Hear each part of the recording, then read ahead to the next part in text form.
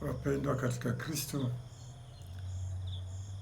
nakumbuka Kardinali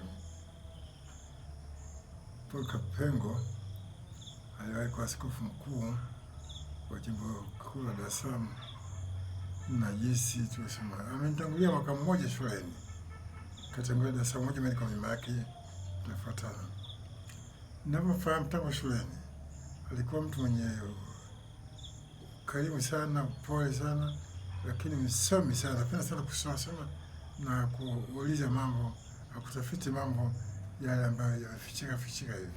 Mpata maarifa mengi na kina katika kuelewa ya kimwili na kiroho, hivyo akajipatia ujuzi mwingi na hekima kubwa. Ninapofahamu Kapengo alikuwa rafiki wa kila mtu, hakupenda kujificha pembeni, alimsaidia kila mtu aliyemsaidia, na alikuwa anapenda sana kujisomea na kutafuta elimu wakati wote. Hata tulipocheza mchezo mpira, yeye alimwona anacheza, anatembea kwenye barabara, anatafakari tu mambo anayosoma na anajifunza. Tulimwita msomi huyu, na ndio Baba Pengo alifanya kazi vizuri. Lakini pia nafahamu alifanya kazi vyema katika jimbo la Dar es Salaam na kaanza kazi vizuri sana, na amejitahidi juu chini kuwahudumia wote vizuri, na kila mmoja alimpenda kwa hali yake na